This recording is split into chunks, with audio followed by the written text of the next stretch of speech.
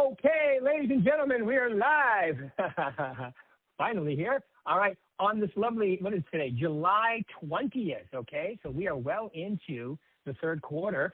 Today we are very fortunate from the lovely state of Arizona, Gilbert office. We have Sheila Spinck. Sheila, welcome to the show. Thank you. That's me clapping. That's me clapping, if you didn't notice. Okay. All right. Well, I asked you on for a number of reasons, but let's start with this. Number one, let's start with, tell them a little about yourself, how long you've been in the business, all that good stuff, please. Well, I came into real estate about 12 years ago, right after I graduated from college after raising my kids. And then let's see, it wasn't a straight line. I was originally going to become a therapist and did some moonlighting at a domestic violence shelter and a rehab, and was doing real estate during the day. And I actually ended up just being more drawn to the real estate because helping people find homes was a whole lot happier than the other stuff. So, oh my God.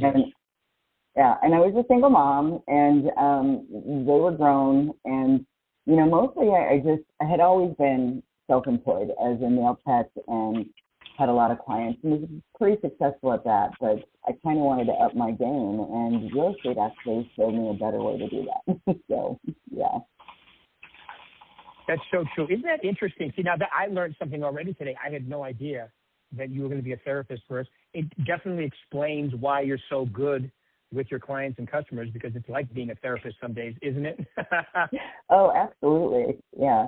What's nice about it is you're helping them for 30 or 60 days, and the progress comes quickly, Yes. Did you specialize in addiction, or is that just something you kind of morphed into? No, I knew a little bit about it just because of family and stuff like that, and have worked in some recovery work and some personal growth and development, and I really wanted to go in there like a cheerleader and help some people. Unfortunately, like in the rehab, they actually got it locked down. They got people working a program, and that was probably the better job. But in the domestic violence shelter, they have people that are coming from all walks of life, but there's a lot of serious mental illness and not only addiction, but poverty, and the mindset is so low. And they really kind of restricted me on holding people accountable when I was a case manager, because they want you to be gentle with them. It's kind of like the gentle parenting that's going on right now. And, you couldn't offend or hurt anybody's feelings. And it was like, I'm not trying to hurt their feelings. I'm trying to help them live to their potential. But I kind of feel like it's, it's well-intended, but it's more enabling, Right. Yeah, it's well-intended, but it's definitely enabling and less effective than some of the other methods of definitely. And as somebody who's been through the whole process myself, I totally understand, because I'm 18 years sober now myself, and I do agree. It's some of the stuff that's why they stopped. That's why there's way less rehabs than there used to be, because they just figured out that the way they were doing it was just not working. And it's just like the old saying, the old joke is, right? How many light bulbs? How many therapists does it take to change a light bulb, or how many addicts does it take? I don't know, but the light bulb has to want to change. Exactly. So, yeah, and when you're working in real estate, people want to move, so it's easier. Right. So that's good. That explains a lot, and because when you have the ability to listen to people, okay, it definitely works out better. Absolutely. That was one of the things I learned early in my career as a nail tech, is to share that microphone so that you ask questions and you listen, because people love to talk, and when you're listening to what they're saying, they feel important. So that helps me with real estate as well, Yeah, and you know what? It goes right into your fiduciary responsibility, which a lot of people don't understand, which is, fiduciary responsibility means that, you put their needs in front of your own. It's like the golden rule on steroids. And when people feel that from you, they want to use you, they want to tell all their friends and family. And when they don't feel it, they can't get away from you fast enough, right? Mm-hmm. Yeah. People don't want to hear you talk about yourself at a listing appointment. They want to hear how you're going to sell their house and how you're going to help them. And so you have to find out what what they need first. Yeah. And it's so strange because I see all these people, like they do some of their social media. If I was a seller, I'd be like, why would I ever use you? Because apparently you think the universe revolves around you, which to me, if I'm a seller, and don't get me wrong, it works for some of them, especially the high end. It does. But when you're more insightful, intuitive, asking questions, I mean, when they feel that they're number one, right? So that's the key right there. Yeah. And I know you do They that got to well. feel important. You always have time for them, Yeah. Well, good. Well, tell us a little about like how you do it. You had a really good year last year. You're always in the top, I would say 3-4 year office, sometimes even more. But how and it's the last couple of years, I'd say, where it's really started to gel for you. So tell them how you do it, or maybe a little about your progression before, and then how you're doing it now to maintain the numbers you are. Well, I'll tell you what really made a difference, Rick, is when I actually focused on the real estate and wasn't working a supplementary job. The first year that I got real busy, I was working for a magazine that, and I sold ads, marketing, and we sold webinars, and we did all that. But that actually sort of helped me in some of the areas that I needed help in real estate, and I did that for like 18 months. I had a friend that was an editor for an online chain supply magazine out of Wisconsin. So I did the East Coast in the morning and was able to get to real estate by 2. And then like 18 months later, they kind of went digital and let her go. They let me go, and it was great because I just dived right into real estate 100% because I really had a great year. And it really helped because I have lived in Arizona for a long time. I had male clients for like 25 years. And a lot of my clients I have contacted on social media. Some of them were old high school friends and people that just keep seeing me talk about real estate, not just what I'm listing, selling, and but just like we have that stuff from ACE and other things about, just picking colors and just being present, I think, helps a lot with that, Right. And I mean, because I can't tell you sometimes I get a message, are you still doing real estate from one of my friends? And it's like, absolutely, How can I help you? And they refer me people too, Yeah. Well, it got really tough, Joe, like you said to the start of that. You said, you were distracted basically by a different job. And my little joke is, because that came up this morning on another call, my little joke is people say, well, I need guaranteed income. I always go, well, let me help you. If you get a job and you get guaranteed check every month, here's the guarantee. I guarantee you're going to make less than if you apply yourself 100% in real estate. It's like a false security, right? It is. It's a tough thing to do. Like I said, I was a single mom, and you get that fear. That fear keeps you where if I have a check or I have benefits, I'm going to do. I'm going to at least have that covered. Well, that's all you're going to have covered. What I mean? Right. When you do more real estate, you can enjoy. It's the freedom. Like even when I was a successful nail tech, I had the freedom to kind of adjust my schedule so I could go to some of the kids' events and do things like that. But I wasn't working less than 60 hours a week. Right. It's like you have to work, and I think that's a tough understanding for some people that come into real estate. Is they think they're just going to be able to kick that back and the money's going to come to them. You're always working, and working mostly looks like building relationships, I think, Mm-hmm. Yeah, so true. But the good thing is, and you said it earlier on the call too, is that, you're self-employed. You're a solo entrepreneur. You're in business for yourself, but definitely not by yourself. And I know your lovely manager Tina's on here too. I mean, you have support, you have tools, you have a brand, you have all kinds of stuff going on, yet technically by the government, by the IRS, you're a self-employed person. Now, to me and to you, I know that's exciting, isn't it? Oh, it is for me. I mean, when I came into real estate, I was afraid to go on a team, and I did work at another branch before I came to Berkshire Hathaway. And when I came in and I attended your success course, that you really kind of showed me that this information is available at all times. It's really up to us what we want to do with all the tools Berkshire Hathaway gives us.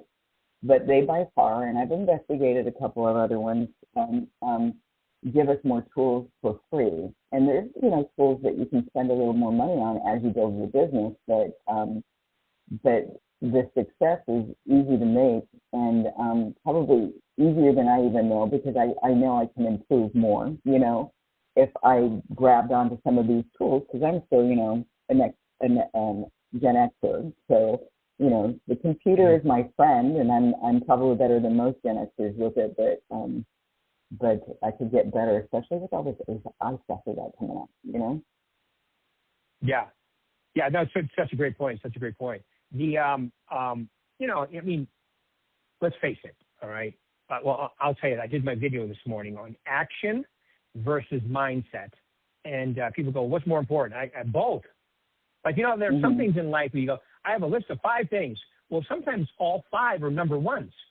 And like, to me, action and mindset, I would even say keeping things simple, a health routine every day. There are certain things that they're all number ones. They're just, you can't say, well, if I could only do one. Well, no, it's like prospecting and lead follow-up. If you prospect without lead follow-up, you're never going to maximize the event. But you have to take action every day, and you also have the right mindset. I think you have to have a schedule for it, right? I agree. I started, I want to say about a year and a half ago, walking in the morning, and I would listen to your podcast and your YouTube videos just to check in and get my day started, and other things on YouTube too that were more mindset oriented, just to kind of get that positive drive in the morning going. Because then when I got home and changed, I could sit down and make my 25 phone calls. And do you get a hold of 25 people? No. But and then some days you make 50 phone calls. But it's really, again, about staying in touch with your client base and making sure you're getting back to those leads and just like how you say, be a professional stalker, because people don't, when you get leads, people don't always, they're not ready to pull the trigger, and they will avoid you, but they're thinking about pulling the trigger.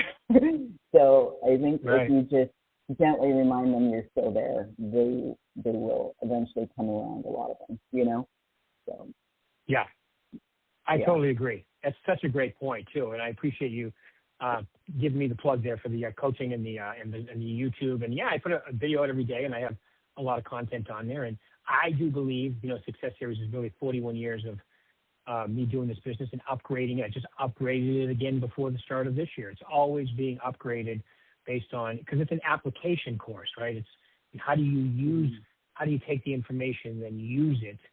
And that's why we offer coaching. And I know that Tina helps coaches you as well. And I Chris is on this call too. Chris Bastian, she's in my coaching. The key is to show up and do what you're supposed to be doing every day, and then kaboom, it works out. So speaking of that, since you're having you had a great year last year, and I would say you're having a really good year this year too. I mean, you're always on the production report. Give an idea of your top 3 things. Like if you had to narrow it down to 3, what would be the 3 most important? And they can be all number ones too, by the way. Oh, that's true. The top 3 things I would say is to build the relationships before you build the transactions. Again, I just think it's the relationship building. You don't even know when you're sitting there in the dentist office or talking to somebody. Don't forget to hand them your card after you've had a great conversation with somebody, and then, and don't be discouraged if you start out slow. I started out slow because I tried to do property management in the beginning. And as much of a nightmare as that was, going and showing houses to people who were renting, they were actually potential buyers down the road, even sellers. If you keep them in your database and you stay in touch with them. I had one girl that I helped into a rental, and she referred so many people to me. It was really wonderful, and it wasn't for rent; it was for buying or selling a house, And then again, I would say make sure you invest in your business. I take so much of my money, and I'm trying to get better at making a marketing budget. I think in the good years, as I started to tell my kind of over budget without a budget, you know, overspent on on some marketing, and I need to, you know, I don't need to over market, you know. I think you can get a little carried away, you know. So yeah, you I would just say, yeah. So, and I think, you know, working with Berkshire Hathaway in the way, even when you're not coaching me, there's a drive to kind of make that annual goal. You just have to keep checking in with your business plan. And it's funny because I know you say I did better last year. I was so disappointed when I closed the year because there was a couple that didn't close at the end of the year. And then by May this year, I'd already reached the goal that I had, or what I had done all last year. So, and I think I really am going to make my goal for this year, which was to double last year. So I think you do got to check in on your progress so you see where you are and you see the money and you know the numbers, because that really boosts your mindset as well, you know? Yeah, the old saying, winners keep score. So build a relationship, have a plan, okay, and follow it. Is there anything else you want to add to that? I don't know. Enjoy it. I think people enjoy being around you, and it's easier to build relationships when you're enjoyable, you know? Yeah. Enjoy your clients. No, I agree 100%. Because you're dealing with the stressful situation, you know, and I always tell my clients it's pretty stressful in the beginning because you have to figure out what you're doing. And then you have that, like, you go under contract and everything's going really smooth. You got to settle the vendor. It gets a little stressful there. And then you got to, you know, do the walkthrough and finish things up at the end. And when people are going to meet the title company and what the costs are, sometimes can be stressful. And I just remind people, it's just because they don't do this every day. We do it every day. We can do that calming effect so that we can tell them this is normal. You know, it's okay for you to feel that pressure at this time because these are the most stressful times. And because it's your biggest investment, you know? Right. Yeah. Yeah. Based on what I'm hearing, you know, when you treat people like that and understand, because people do get stressed out. You know, I have good friends, even family members that are normally wonderful people, and then buying a house, oh my God, I was like, who is this person? Right? Some people, it's because they feel out of control because they don't understand everything. So it's always better to make them feel comfortable, over-explain. You know, I can remember calling clients many times, hey, I don't know anything new. I just want you to know I'm still working on it and I'm still thinking of you. So anything I can do to help. You'd be surprised how far that goes when you just let them know that they're definitely on your mind. Yeah. I know, and the market's really slow right now. So I have some listings that are moving a little slow, and some of it is because they really are struggling to bring down the price, and you've given them all the advice that you can, and you remind them of that. I actually almost canceled one of the listings because they wanted to really go up in price, and it was like $25,000 way more, and we're already over market. And I said, let me do this. I'll cancel this listing, and you can find another realtor that'll do it for you. And they're like, what? You don't want to sell it? And I said, if it's not going to sell, I'm not doing you any favors, and I'm not doing me any favors. And and it would be ridiculous for me to do that. And if you can find another agent that's going to do that for you, they're going to be happy to sit on it and hope that it sells. But it's not going to sell. And I just don't want to set you up for that disappointment, and I can't get through that stuff. You know? Yeah, I love the brutal honesty. Yeah, as I was going to say, I would not be shocked. I've done that myself, and it's, wait a minute, you don't want to, no, I want to sell your house. I just have to be honest with you. It's like going to a doctor. We know you have something, and you want me to tell you, no, doing nothing, you'll be fine. Well, I can't do that. It's called malpractice, right? Mm-hmm. So you have to be brutally honest with you. And you're right. Unfortunately, we're in a business where people get away with it. I mean, you know, they go in.